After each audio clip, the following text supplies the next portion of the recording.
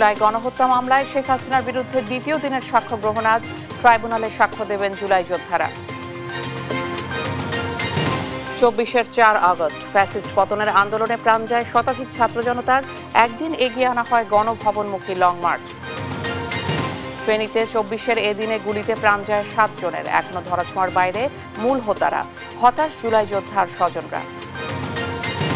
মাদক সন্ত্রাস দমন না করে জড়িতদের পালনে ব্যস্ত ঢাকার মোহাম্মদপুর থানার ওসি। আসামি ধরিয়ে দিলেও ছেড়ে দেওয়ার অভিযোগ। বরিশাল সিটিতে যেন অনিয়মিত ছিল নিয়ম। সাবেক মেয়র খোকন সেরনিয়াবতের ঘনিষ্ঠজনরাই পেতেন টেন্ডার। অনিয়ম তদন্তে দুদক। চাঁপাইনবাবগঞ্জ সীমান্তে 10 দিনে 4 বাংলাদেশি নিহত। নিখোঁজ কয়েকজন। বিএসএফের নির্যাতনে মৃত্যু দাবি পরিবারের।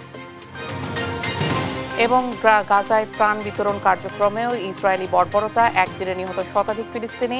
হামাস নির্মূলের হুঁশিয়ারি নেতানিয়াহুর। দেখছিলেন শিরোনাম সংবাদ সকালের সঙ্গে আছে আমি শিকা আজিজ। জুলাই আগস্টের হত্যাযজ্ঞের মামলায় সাবেক প্রধানমন্ত্রী শেখ হাসিনা ও সাবেক স্বরাষ্ট্রমন্ত্রী আসাদুজ্জামান খান কামালের বিরুদ্ধে দ্বিতীয় দিনের সাক্ষ্য গ্রহণ আজ। সাক্ষ্য দেবেন জুলাই যোদ্ধারা। ট্রাইব্যুনালে হাজির করা হচ্ছে রাজ সাক্ষী সাবেক আইজিপি চৌধুরী আবদুল্লাহ আল মামুনকে। এর আগে রবিবার শেখ হাসিনার মামলায় প্রথম সাক্ষী হিসেবে ট্রাইব্যুনালে সাক্ষ্য দেন জুলাই আন্দোলনে পুলিশের গুলিতে মুখ ঝাঁঝরা হওয়া খোকন চন্দ্র বর্মন। তার নিজের ও সহযোদ্ধাদের সঙ্গে ঘটে যাওয়া নির্মমতার বর্ণনা দেন তিনি। পরে তাকে জেরা করেন আসামিপক্ষ। এদিন সূচনা বক্তব্যে অ্যাটর্নি জেনারেল ও চিফ প্রসিকিউটর বলেন, শেখ হাসিনার বিচার এমনভাবে করতে হবে যেন মানব সভ্যতার ইতিহাসে নজির হয়ে থাকে। সর্বোচ্চ শাস্তির আবেদন জানান তারা। গত 10 জুলাই শেখ হাসিনা, আসাদুজ্জামান খান কামাল ও চৌধুরী আবদুল্লাহ আল মামুনের বিরুদ্ধে অভিযোগ গঠন করে বিচার শুরুর আদেশ দেন আন্তর্জাতিক অপরাধ ট্রাইব্যুনাল 1। দোষ স্বীকার করে ঘটনার সত্যতা উদ্ঘাটনে রাজ সাক্ষী হন সাবেক আইজিপি মামুন।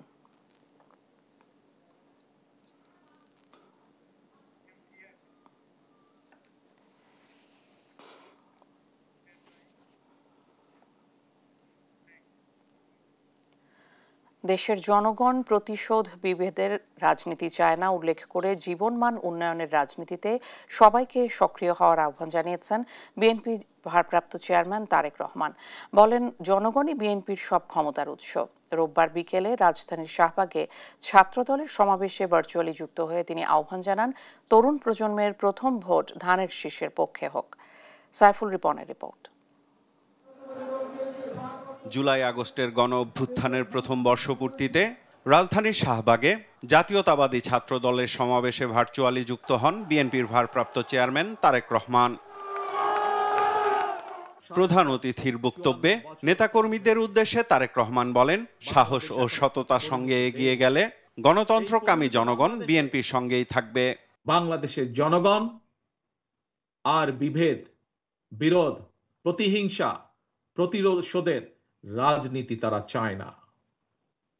রাজনৈতিক দলগুলোকে এ কারণেই জনগণের কাছে সেভাবে জবাবদিহি করতে হবে।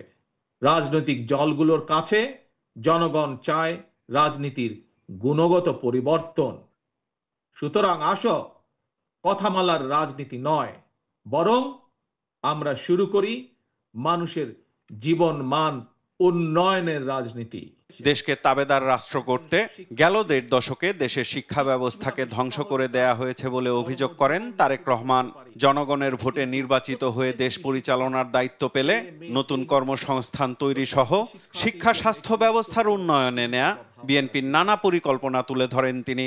ভবিষ্যতে শিক্ষার্থীদেরকে যাতে কর্মসংস্থান নিয়ে হতাশায় পড়তে না হয়, আমাদের দল বাংলাদেশ জাতীয়তাবাদী দল বিএনপি সেই আলোকেই শিক্ষা ব্যবস্থার সংস্কার এবং জব অপরচুনিটির জন্য কর্ম পরিকল্পনা বা প্ল্যানিং তৈরি করছে। স্বনির্ভর জনগণ, স্বনির্ভর বাংলাদেশ, এটা গঠনের ধারাবাহিকতায় বিএনপি বর্তমানে দেশে বিদেশে কর্মসংস্থান সৃষ্টি এবং নিরাপদ কর্ম পরিবেশ নিশ্চিত করার রাজনৈতিক কর্মসূচি এবং পরিকল্পনা গ্রহণ করছে। ফ্যাসিবাদ, উগ্রবাদ, চরমপন্থার উত্থান ঠেকাতে তরুণ প্রজন্মকে সচেতন থাকার আহ্বান জানিয়ে বলেন, নবীন প্রবীণ সবাইকে একসঙ্গে নিয়ে গড়ে তুলতে হবে ভবিষ্যৎ বাংলাদেশ। একজন মায়ের চোখে যেমন বাংলাদেশ, তেমন একটি বাংলাদেশ আমরা গড়ে তুলতে চাই, নবীন এবং প্রবীণ সকলে মিলে। এই বাংলাদেশে ফ্যাসিবাদ, উগ্রবাদ, চরমপন্থার উত্থান কিংবা পুনর্বাসন ঠেকাতে শিক্ষার্থীদেরকে অবশ্যই সচেতন থাকতে হবে, সচেতন ভূমিকা পালন করতে হবে। 4 কোটি নতুন ভোটারের প্রতি দলের পক্ষ থেকে আহ্বান জানান বিএনপির ভারপ্রাপ্ত চেয়ারম্যান তারেক রহমান। তারুণ্যের প্রথম ভোট ধানের শীষের জন্য হোক। সমাবেশে অংশ নেয়া নেতাকর্মীরা বলছেন, 1 বছর আগে যেভাবে ঐক্যবদ্ধ আন্দোলনের মাধ্যমে ফ্যাসিবাদের পতন ঘটিয়েছেন তারা, ঠিক একইভাবে সামনের দিনগুলোতে গণতান্ত্রিক উত্তরণের পথে যে কোনো ষড়যন্ত্র ঐক্যবদ্ধভাবে মোকাবেলা করবেন তারা। শাহবাগ থেকে সাইফুল রিপন, দেশ টিভি, ঢাকা। কোনো ব্যানার, প্ল্যাকার্ড বা ফেস্টুন ছিল না। জুলাই অভ্যুত্থানের স্পিরিট ধারণ করে স্লোগান দিতে দিতে দেশের বিভিন্ন প্রান্ত থেকে শাহবাগে সমাবেশে আসেন ছাত্রদলের নেতাকর্মীরা। সমাবেশে বিএনপি মহাসচিব মির্জা ফখরুল ইসলাম আলমগীর বলেন, দেশে বিভক্তি সৃষ্টির চেষ্টা চলছে। ফ্যাসিস্টরা আর যাতে রাজনীতি না করতে পারে সেজন্য সবাইকে ঐক্যবদ্ধ থাকতে হবে। নিয়াজ মোর্শেদের রিপোর্ট। এবার ভিন্ন আঙ্গিকে সমাবেশ করল ছাত্রদল। কোনো ব্যানার নেই, প্ল্যাকার্ড নেই, নেই কোনো ফেস্টুন, শুধু জুলাই অভ্যুত্থানের স্পিরিট ধারণ করে স্লোগান। শাহবাগের এই সমাবেশে দেশের বিভিন্ন প্রান্ত থেকে সকাল থেকে ছাত্রদলের নেতাকর্মীরা খণ্ড খণ্ড মিছিল নিয়ে আসেন। সমাবেশে যোগ দিয়ে ছাত্রদলের নেতাকর্মীরা বলেন, আগামী বাংলাদেশে যেন হয় সাম্যের বাংলাদেশ, শিক্ষাঙ্গনে যেন সহাবস্থানের রাজনীতি প্রতিষ্ঠা পায়। আমাদের মধ্যে মতভেদ রয়েছে, মতপার্থক্য রয়েছে, কিন্তু রাজনৈতিক শিষ্টাচারের জায়গাটা অত্যন্ত গুরুত্বপূর্ণ। আমরা এই সমাবেশের মাধ্যমে যারা সমালোচনা করে তাদেরকে আমরা দেখিয়ে দিতে চাই যে বাংলাদেশের সাধারণ শিক্ষার্থীরা কাদের পক্ষ রয়েছে। আগামীর বাংলাদেশ হবে সাধারণ শিক্ষার্থীদের শিক্ষার্থী বান্ধব ক্যাম্পাস তৈরি করার রাজনীতি। আমরা একা এই বিজয়কে আমরা নিজেদের করে নিতে চাই না। আমরা প্রত্যেকে, দেশের প্রত্যেকটি নাগরিক আমরা এই বিজয়কে উল্লাস করতে চাই। অতিথিদের বক্তব্যে সাবেক ছাত্রনেতারা বলেন, গণতন্ত্র নিয়ে এখনো ষড়যন্ত্র চলছে, তবে তাদের রুখে দিতে ছাত্রদল ঐক্যবদ্ধ আছে। তার প্রমাণ আজকের এই সমাবেশ। হাসিনার বিচারটা যদি না হয় তাহলে এই দেশের মানুষ এই জাতিকে ক্ষমা করবে না। এই ছাত্র ভাইরা অতি দ্রুত জনগণের নির্বাচিত সরকার দেখতে চায়। সমাবেশের প্রধান বক্তা বিএনপি মহাসচিব মির্জা ফখরুল ইসলাম আলমগীর বলেন, কেউ কেউ চেষ্টা করছে দেশটাকে বিভক্ত করার। আমাদের পাশের দেশে ভারতবর্ষে হাসিনা আশ্রয় নিয়েছে, তার রূপ বদলি। সেখান থেকে সে মাঝে মাঝেই হুমকি দিচ্ছে যে তারা বাংলাদেশে আক্রমণ করবে। তা শুধু তাই নয়, এখানে তারা বিভিন্নভাবে গোলযোগ সৃষ্টি করার চেষ্টা করছে। আজকের এই সমাবেশ থেকে আমাদেরকে শপথ নিতে হবে যে আমরা কোনোদিনই আমরা হাসিনাকে আর এই দেশে রাজনীতি করার কোনো সুযোগ দিব না। সব ষড়যন্ত্রের বিরুদ্ধে সবাইকে ঐক্যবদ্ধ থাকার আহ্বান জানান মির্জা ফখরুল। বলেন, বিএনপি পারবে তরুণদের ভোটের অধিকার ফিরিয়ে দিতে। পূর্ব ঘোষণা অনুযায়ী ছাত্রদলের সমাবেশ করার কথা ছিল কেন্দ্র শহীদ মিনারে, তবে একটি রাজনৈতিক দলের অনুরোধে তারা সেই সমাবেশস্থল পরিবর্তন করে নিয়ে আসে শাহবাগে। দেশের বিভিন্ন প্রান্ত থেকে আসা ছাত্রনেতারা বলছেন, এভাবেই সাম্যের রাজনীতি যেন আগামীর বাংলাদেশে প্রতিষ্ঠা হয় এবং উদারতার মাধ্যমেই যেন সবাই সবাইকে সহযোগিতা করে। শাহবাগ থেকে নিয়াজ মোর্শেদ, দেশ টিভি। বিগত বছরের ব্যর্থতা স্বীকার করে সেকেন্ড রিপাবলিকের ঘোষণা দিয়েছেন এনসিপি আহ্বায়ক নাহিদ ইসলাম। রোববার বিকেলে কেন্দ্রীয় শহীদ মিনারে নতুন সংবিধান চেয়ে নতুন বাংলাদেশের 24 দফা ইশতেহার ঘোষণা করেন তিনি। জানান, আগামীর বাংলাদেশ হবে সমতার, বৈষম্যহীন একটি দেশ। বাংলাদেশপন্থী পররাষ্ট্রনীতি ও শক্তিশালী প্রতিরক্ষা ব্যবস্থা গড়ার প্রতিশ্রুতি দেন তিনি। আলিমুজ্জামান সাফওয়ানের রিপোর্ট। নতুন বাংলাদেশ বিনির্মাণে ঐতিহাসিক শহীদ মিনারে ছাত্র জনতার ঢল। যেখান থেকে স্বৈরাচার পতনের এক দফার ঘোষণা এসেছিল, সেখান থেকেই ঠিক 1 বছর পর নতুন বাংলাদেশের ইশতেহার ঘোষণা করল এনসিপি। ঐতিহাসিক 3 আগস্ট দুপুরের পর থেকে খণ্ড খণ্ড মিছিল নিয়ে সারা দেশ থেকে আসা নেতাকর্মীরা শহীদ মিনার প্রাঙ্গণে জড়ো হতে থাকে। সমাবেশে জাতীয় নেতৃবৃন্দ বলেন, অবিলম্বে জুলাই গণহত্যার বিচার করা হবে। পাশাপাশি এনসিপির কার্যক্রম কেউ বাধাগ্রস্ত করতে চাইলে তাদেরকে রাজনৈতিকভাবেই মোকাবেলা করা হবে।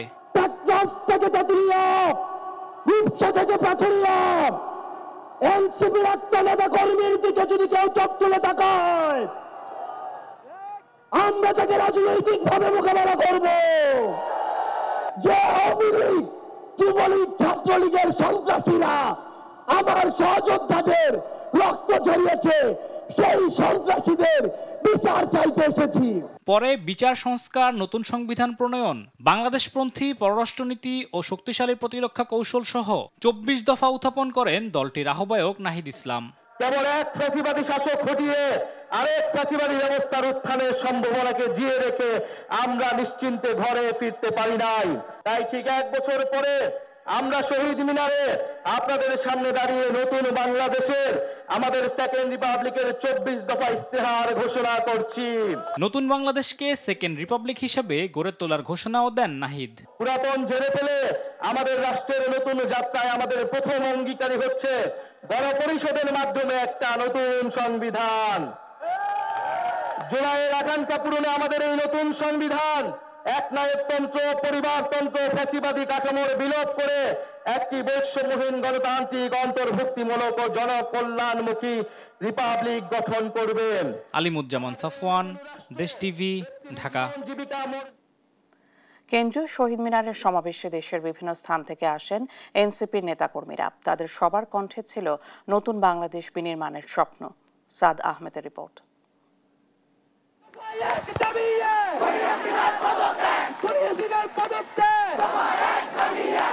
গত বছরের এই দিনে কেন্দ্রীয় শহীদ মিনার থেকে 1 দফার ঘোষণা দেন নাহিদ ইসলাম। 1 বছর পর ঠিক একই জায়গা থেকে তার দল জাতীয় নাগরিক পার্টির নতুন বাংলাদেশের ইশতেহার ঘোষণা করেন তিনি। হাজারো শহীদের রক্তের বিনিময়ে অর্জিত আমাদের এই নতুন স্বাধীনতা কেবল সরকার পরিবর্তনের জন্য ঘটেনি। যে ব্যবস্থার মধ্যে দিয়ে ফ্যাসিবাদ কায়েম হয়, আমরা সেই ব্যবস্থার পরিবর্তন চেয়েছিলাম। নতুন বাংলাদেশের ইশতেহার ঘোষণার সমাবেশে যোগ দিতে সকাল থেকেই কেন্দ্রীয় শহীদ মিনারে ছোট ছোট মিছিলে স্লোগানে স্লোগানে জড়ো হতে থাকেন জাতীয় নাগরিক পার্টির নেতাকর্মীরা। উপস্থিত ছিলেন জুলাই গণ অভ্যুত্থানে শহীদ ও আহত পরিবারের সদস্যরাও। বিকেল 5টার দিকে সমাবেশস্থলে উপস্থিত হন দলটির আহ্বায়ক নাহিদ ইসলাম। তার আগমনে উচ্ছ্বাসে ফেটে পড়েন আগত নেতাকর্মীরা। এ সময় তাদের কণ্ঠে ছিল নতুন বাংলাদেশ বিনির্মাণের স্বপ্ন। তারা বলেন, বাংলাদেশের মানুষ এখন নতুন নেতৃত্ব দেখতে চায়। এনসিপি সেটা এই আন্দোলনে বিপ্লবে দেখাই দিয়েছে তারা দেশের জন্য জীবন পর্যন্ত দিতে পারে। সুতরাং দেশের জন্য যারা জীবন দিতে পারে তারা অবশ্যই দেশকে ভালো একটা দিকে নিয়ে যেতে পারবে। আমরা ওদের প্রত্যাশা যে এনসিপি দল ক্ষমতা আসুক, আমরা তাহলে নতুন একটা বাংলাদেশ পাবো। আমরা বাংলাদেশের মানুষ পরিবর্তন চাই দেখে 17 বছর পরে আমরা ফ্যাসিবাদ মুক্ত হতে পেরেছি। সেভাবে যদি আমরা সামনের দিকে এগিয়ে যাই, মানুষ তারুণ্যকে গ্রহণ করার জন্য মুখিয়ে আছে। নতুন বাংলাদেশের এই ইশতেহার বাস্তবায়িত হলে জুলাই শহীদ ও আহতদের আকাঙ্ক্ষার বাস্তবায়ন হবে, এমনটাই বলছেন আগত নেতাকর্মীরা। সাদ আহমেদ, দেশ টিভি, ঢাকা। আন্তর্জাতিক অপরাধ ট্রাইব্যুনালে রয়েছেন সহকর্মী সাবরিনা মজুমদার। সরাসরি যোগ দিচ্ছেন তিনি। সাবরিনা, ট্রাইব্যুনালে আজ কারা সাক্ষ্য দিতে পারেন?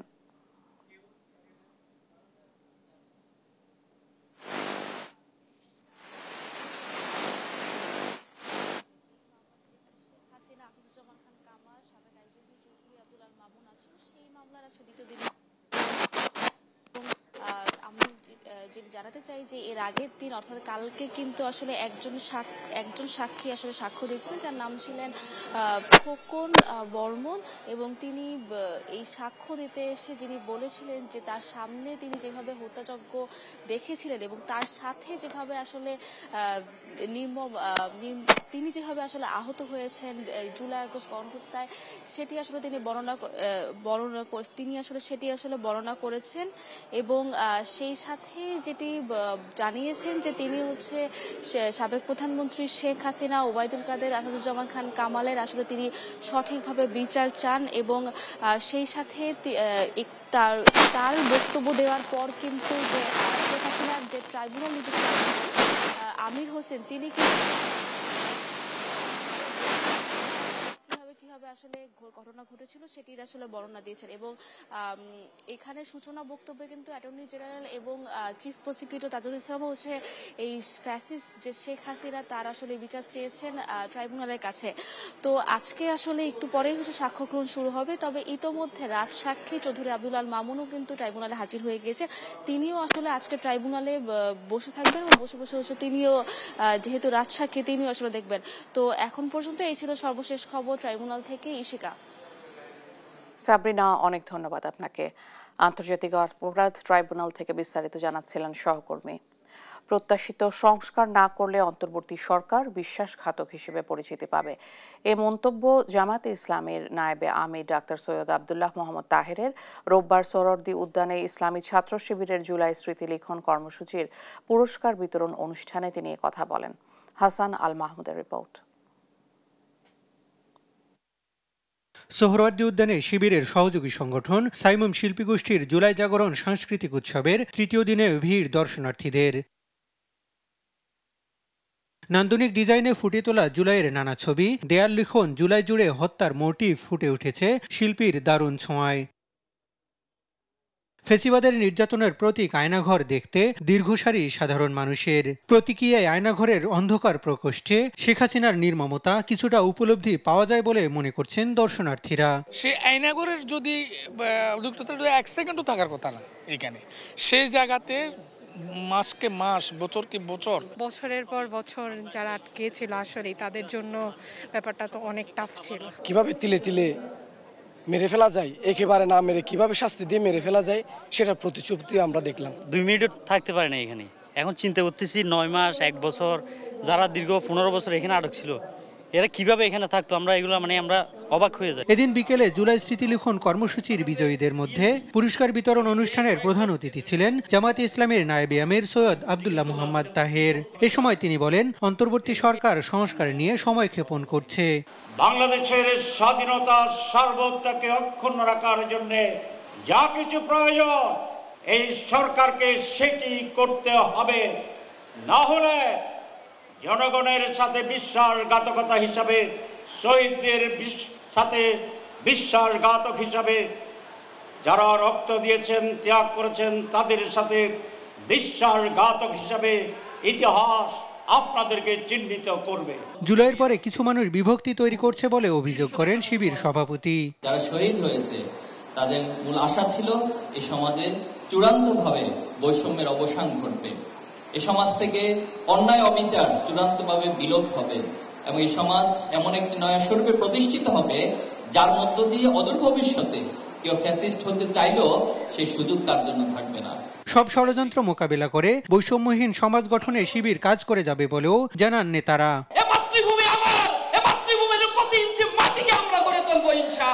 হাসান আল মাহমুদ, দেশ টিভি, ঢাকা। রাজধানীর মানিক মিয়া এভিনিউয়ে আগামীকাল মঙ্গলবার বিকেল 5টায় উপস্থাপন করা হবে আলোচিত জুলাই ঘোষণাপত্র। প্রধান উপদেষ্টা অধ্যাপক ডক্টর মোহাম্মদ ইউনূস ঘোষণাপত্র পাঠ করতে পারেন। এতে দেশের সাম্প্রতিক রাজনৈতিক পরিস্থিতি, আগামী নির্বাচন, প্রশাসনিক কাঠামোতে সম্ভাব্য পরিবর্তন এবং অর্থনৈতিক সংস্কার সহ গুরুত্বপূর্ণ দিক তুলে ধরা হতে পারে। এই অনুষ্ঠানে সারা দেশ থেকে ছাত্র জনতাকে আনতে 8 জোড়া বিশেষ ট্রেন ভাড়া করেছে সরকার। আরও জানাচ্ছেন মাকদুরা মিতি। ৩৬ জুলাই ২০২৪ গত বছর এই দিনে পৃথিবী দেখেছিল এক অভাবনীয় গণ অভ্যুত্থান। ছাত্র জনতার আন্দোলনের মুখে দেশ থেকে পালিয়ে যায় ফ্যাসিস্ট। 1 বছর পর আবার ফিরে আসছে ৩৬ জুলাই।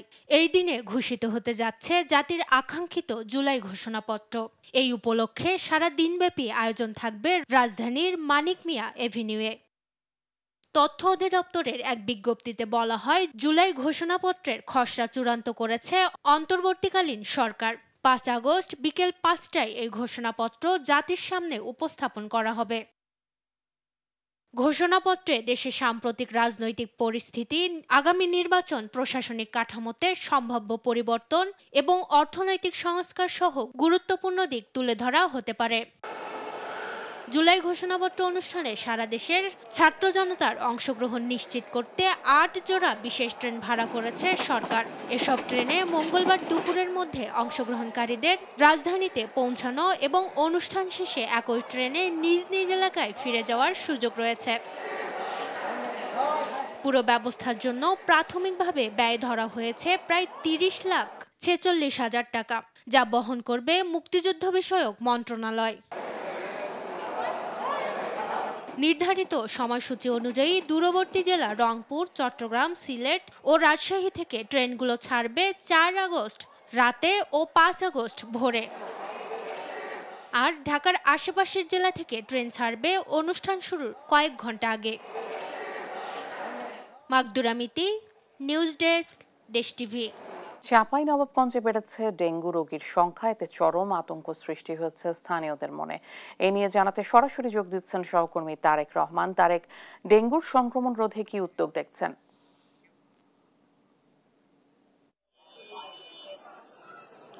ইসিকা, ডেঙ্গুর ভয়াবহতা চাঁপাইনবাবগঞ্জে দিন দিন বৃদ্ধি পাচ্ছে। পৌর এলাকাগুলো ছাড়িয়ে এখন কিন্তু প্রত্যন্ত গ্রামগঞ্জেও ডেঙ্গুর ভয়াবহতা ছাড়িয়ে গেছে। বিশেষ করে এই বর্ষা মৌসুমে এডিস মশার উপদ্রব বেশি বেড়ে গেছে। বিশেষ করে এই যে এখন বর্ষা মৌসুম এবং বন্যার সময়তে যে কোনো জায়গাতে পানি জমে থাকার কারণে এডিস মশার জন্ম নিচ্ছে এবং এ থেকে কিন্তু মানুষজনের মধ্যে ডেঙ্গু সংক্রমণ বৃদ্ধি পাচ্ছে। আপনাকে আমি যদি একটু তথ্য দিতে চাই, চাঁপাইনবাবগঞ্জ জেলা হাসপাতালে আজকে মোট 30 জন ডেঙ্গু আক্রান্ত হয়ে ভর্তি রয়েছেন। এর মধ্যে 13 জন পুরুষ রয়েছে এবং 11 জন মহিলা এবং শিশু রয়েছে 6 জন। সব মিলিয়ে এই হাসপাতালে মোট 1486 জন ডেঙ্গু রোগী আক্রান্ত হয়ে ভর্তি হয়ে চিকিৎসা নিয়েছেন। এছাড়া কিন্তু বহির্বিভাগে নতুন করে মোট শনাক্ত হয়েছে আরো 16 জন। এ নিয়ে বহির্বিভাগে মোট 1014 জন ডেঙ্গু আক্রান্ত রোগী চিকিৎসা নিয়েছে। আপনাদেরকে একটু বলি যে চাঁপাইনবাবগঞ্জ পৌর এলাকার অধিকাংশ কিন্তু ড্রেনেজ ব্যবস্থা সময় মতো পরিষ্কার পরিচ্ছন্নতা করা হয় না। বিভিন্ন জায়গাতে ময়লা আবর্জনা এমনকি পানি জমে রয়েছে। এর ফলে কিন্তু দিন দিন ডেঙ্গু আক্রান্তের সংখ্যা বাড়ছে।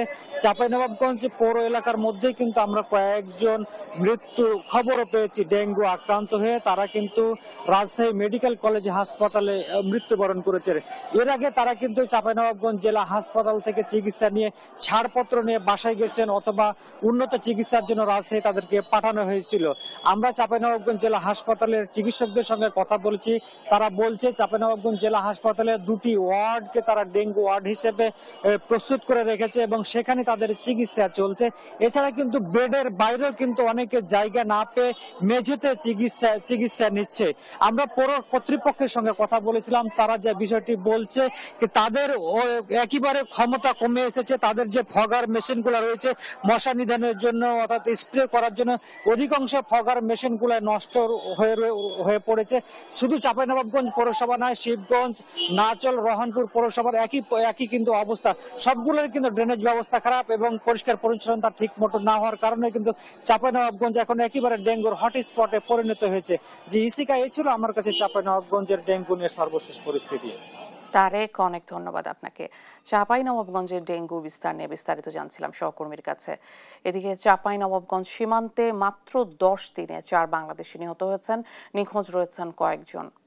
পরিবার ও স্থানীয়দের দাবি, পদ্মা নদীর সীমান্তের কাছে মাছ ধরার সময় তারা ভারতের বিএসএফ এর হাতে মারা গেছেন। স্থানীয়রা বলছেন হত্যাকাণ্ড ঢাকতে মরদেহ স্পিড বোটে নিয়ে গিয়ে নির্যাতন ও শরীরে অ্যাসিড দিয়ে পুড়িয়ে দেয়া হচ্ছে।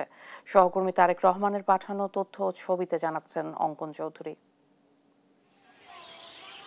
চাঁপাইনবাবগঞ্জের রঘুনাথপুরের 25 কিলোমিটার জুড়ে পদ্মা নদীর চলাচল এখন ঝুঁকিপূর্ণ সীমান্ত এলাকায় পরিণত হয়েছে। বর্ষায় নদীর পানি বেড়ে যাওয়ায় মাছ ধরতে গিয়ে বিএসএফ এর নৃশংসতায় প্রাণ হারাচ্ছেন নিরীহ জেলেরা। স্থানীয়দের অভিযোগ, বিএসএফ এখন হত্যার কৌশল বদলে নির্যাতন শেষে মরদেহ নদীতে ভাসিয়ে দিচ্ছে এবং প্রমাণ নষ্ট করতে এসিডও ব্যবহার করছে। সম্প্রতি পদ্মা নদী থেকে সাইফুল ইসলাম শফিক, সেলিম রেজা, সৈবুর আলী ও মোহাম্মদ লালচানের মরদেহ উদ্ধার করা হয়েছে, যাদের শরীরে নির্যাতন ও এসিড দিয়ে পোড়ানো ও বৈদ্যুতিক শকের চিহ্ন পাওয়া গেছে। এসব ঘটনা ঘিরে এলাকায় চরম ক্ষোভ বিরাজ করছে এবং স্থানীয়রা রাষ্ট্র পর্যায়ে তদন্ত ও আলোচনার দাবি তুলেছেন। তাকে পোড়ালছে, অ্যাসিড দিয়ে পুড়িয়ে দিয়েছে। সারা বাংলাদেশে যে কোনো সীমান্তে আমাদের এভাবে বেধড়কভাবে নির্যাতন করছে। এঠে কোপ আছে, এখানে কোপ আছে, মায়েকি আছে, যে কোনো বিভিন্ন জায়গাতে কোনো দেখার নাই। যে নির্যাতন করে মারা হয়েছে, মানুষ এই কাজ করতে পারে না। নৌপুলিশের রাজশাহীর গোয়েন্দা জোনের পরিদর্শক তৌহিদুর রহমানও বাংলাদেশিদের উপর ঘটে যাওয়া এই হত্যাকাণ্ডতে ভয়াবহ নির্যাতনের সত্যতা নিশ্চিত করেছেন।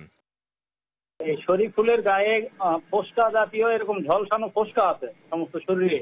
আর একটা হলো সেলিম রেজা ভিকটিম, তার গায়ে এরকম গুরুতর কাটা জখম আছে, অস্ত্রের ধারালো অস্ত্রের আঘাতের জখম। এদিকে বরাবরের মতোই বিজেপির পক্ষ থেকে দেয়া হয়েছে দায়সারা ও অস্পষ্ট বক্তব্য, যা স্থানীয়দের মধ্যে ক্ষোভ ও উদ্বেগ আরো বাড়িয়ে তুলেছে। আমরা শুধু আমাদের এরিয়া দেখে আমরা এটাকে সিকিউর করতে পারি, কিন্তু আমরা তখন ওইটাতে হাত দিব না, এটাই হচ্ছে প্রোটোকল। আপনি অবশ্যই খুব ভালো করে জানেন, আপনারা মেন স্ট্রিম মিডিয়া। তো পুলিশ পৌঁছানোর পরে লাশ আইডেন্টিফিকেশন, লাশ আত্মীয় দ্বারা ডিমান্ড বা এই ধরনের কোনো কিছু, এটা পুলিশের কাজ। বাট আমাদের কাছে কোনো আত্মীয় স্বজন বা কেউ এখন পর্যন্ত ডিমান্ড নিয়ে আসেন। স্থানীয়দের তথ্য মতে 2014 থেকে 2025 সালের জুলাই পর্যন্ত চাঁপাইনবাবগঞ্জের চরাঞ্চল ঘেঁষে এই সীমান্তে 2 শতাধিক বাংলাদেশি নিহত হয়েছে। অঙ্কন চৌধুরী, নিউজ ডেস্ক, দেশ টিভি। ইয়েমেন উপকূলে নৌকা ডুবিতে কমপক্ষে 65 শরণার্থীর মৃত্যু হয়েছে। এই ঘটনায় নিখোঁজ রয়েছে কমপক্ষে 78 জন। এছাড়াও 12 জনকে জীবিত উদ্ধার করা হয়েছে, তাদের ভর্তি করা হয়েছে স্থানীয় সাকরা হাসপাতালে। শনিবার সন্ধ্যা 154 আরোহী নিয়ে আবিয়ান প্রদেশের সাকরা উপকূলে আরব সাগরে প্রচণ্ড ঝড়ের কবলে নৌকাটি উল্টে যায়। হতাহতদের বেশিরভাগই ইথিওপিয়ার নাগরিক।